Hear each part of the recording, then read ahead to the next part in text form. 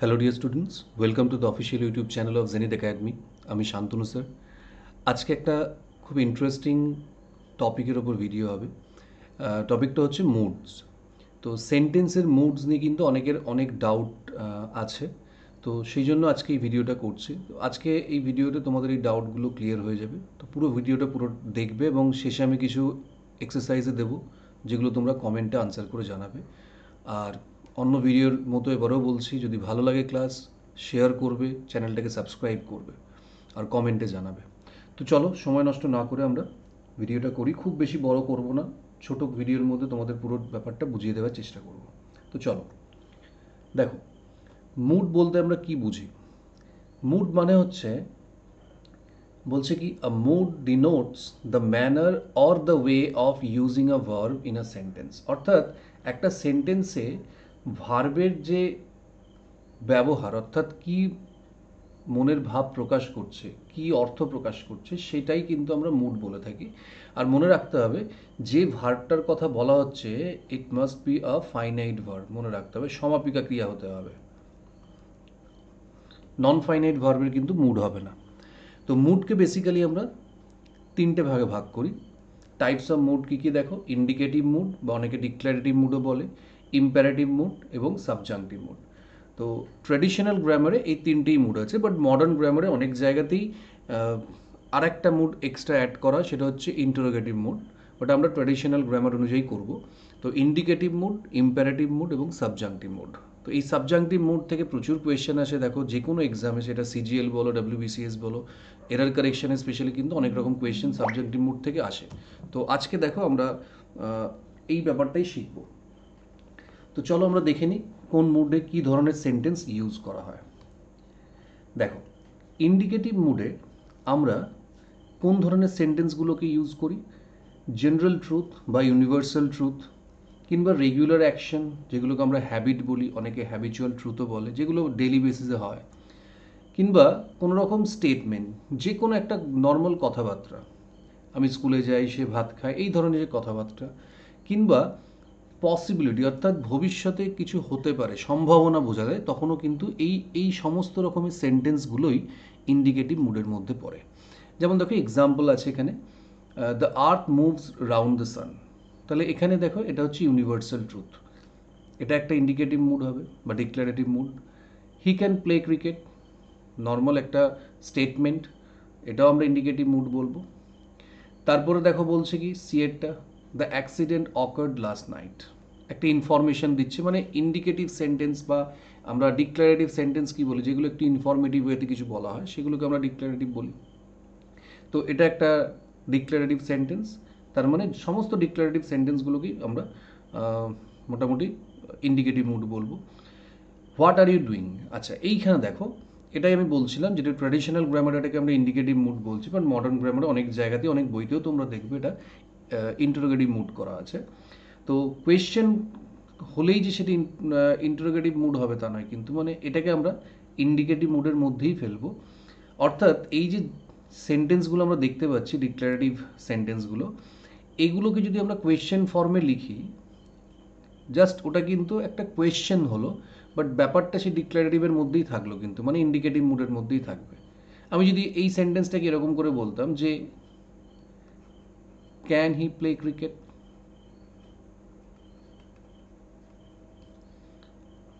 বা কান্ট হি play cricket, দুটোই বলা যেতে পারে। তো এটাও কিন্তু আমরা ইন্ডিকেটিভ মুডই বলবো। অর্থাৎ এই যে ইন্ডিকেটিভ মুডের মধ্যে যে সেন্টেন্সগুলো তোমরা দেখছো, সেগুলোকে যদি ইন্টারোগেটিভ স্ট্রাকচারে ফেলে দেওয়া হয়, অর্থাৎ কোয়েশ্চেন ফর্মে লেখা হয়, তখনও কিন্তু সেটা ইন্ডিকেটিভ মুডই থাকবে।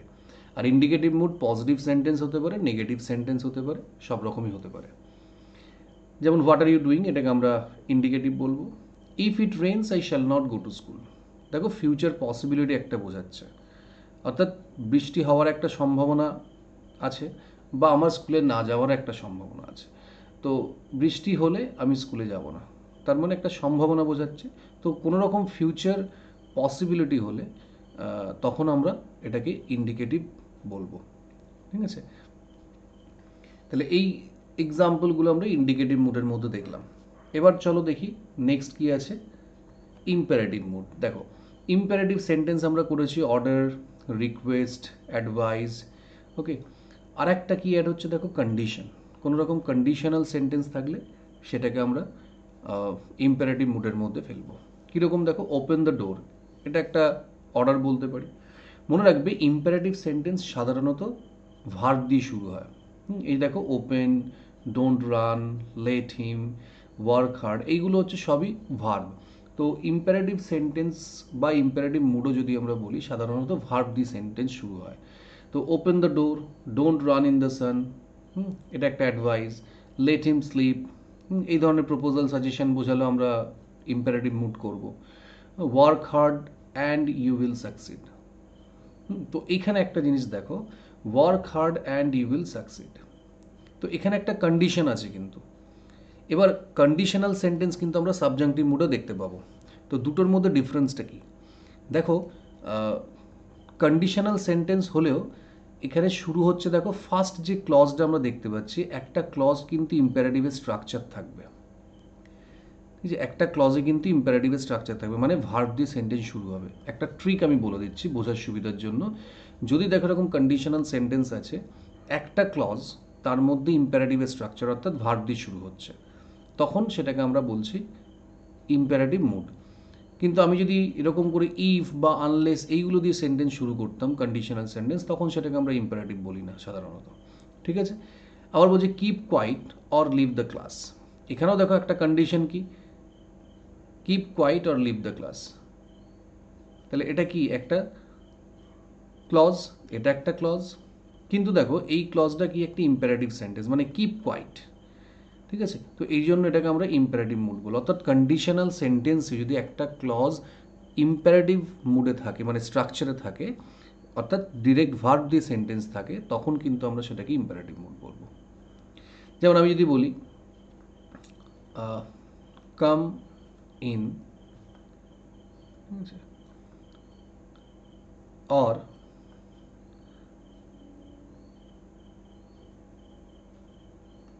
sit outside, এরকম একটা সেন্টেন্স যদি থাকে, তাহলে কাম ইন, তাহলে দেখো এটা একটা ইম্পারেটিভ স্ট্রাকচার, এটাকে আমরা ইম্পারেটিভ বলবো। কন্ডিশন আছে কিন্তু সেন্টেন্সটার মধ্যে, হয় তুমি এখানে ভিতরে আসো, নাহলে বাইরে বসে থাকো।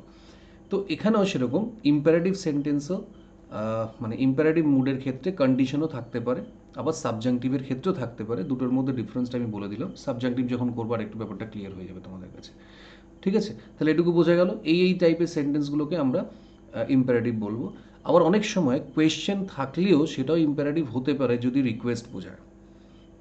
যেমন আমি যদি বলি would you help me overcome the problem, বা would you help me cross the road, এই ধরনের যদি একটা কোয়েশ্চেন থাকে যেটার মধ্যে একটা পোলাইট রিকোয়েস্ট বোঝাচ্ছে, সেক্ষেত্রেও কিন্তু আমরা ইম্পারেটিভ সেন্টেন্স বলতে পারি। ওকে, নেক্সট দেখো সাবজাংটিভ মুড, এটা খুব ইম্পর্টেন্ট, সব থেকে ইম্পর্টেন্ট জায়গা।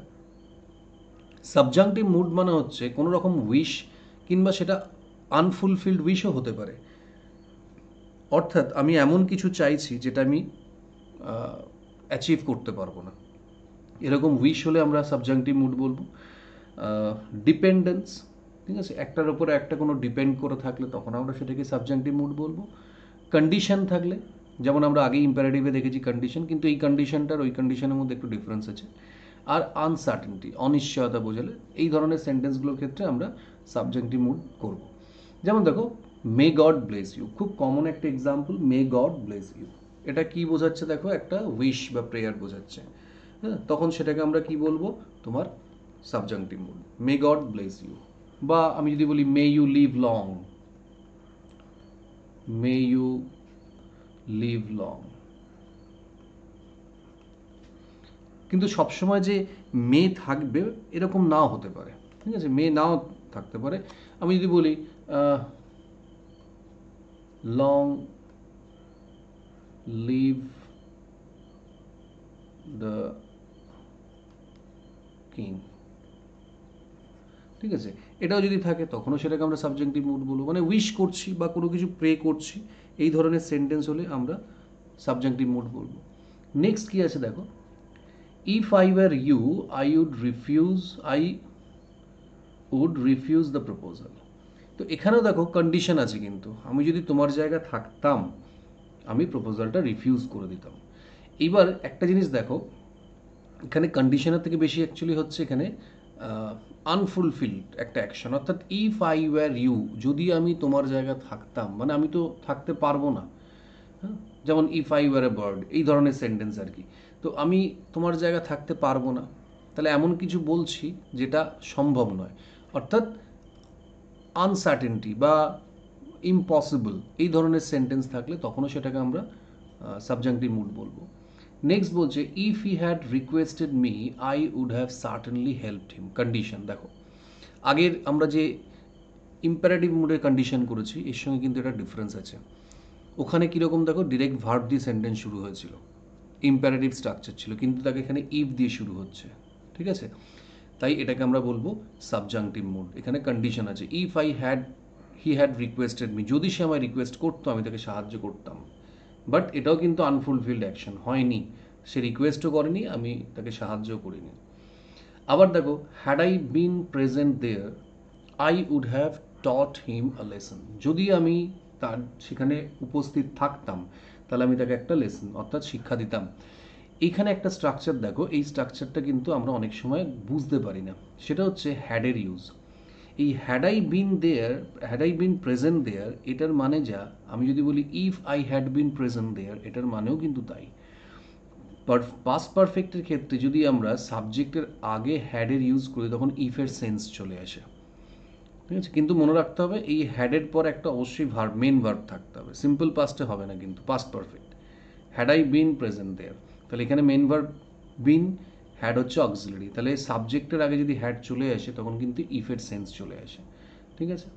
আচ্ছা, ইটস টাইম বা it's high time you leave the place, অর্থাৎ you have lost the time, you have missed the time. It's time কিংবা ইটস হাই টাইম,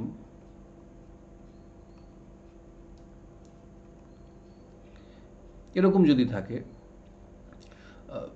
বা অ্যাজ ইফ, অ্যাজ দো,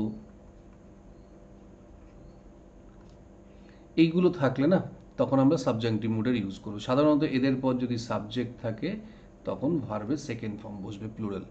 তাহলে it is high time you leave the place, মানে তোমার এই জায়গাটা ছেড়ে চলে যাওয়ার সঠিক সময় ছিল, but you miss the time, তুমি সময়টা নষ্ট করে ফেলেছো বা হাত থেকে চলে গেছে, ঠিক আছে? এটাও একটা সাবজাংটিভ মুড।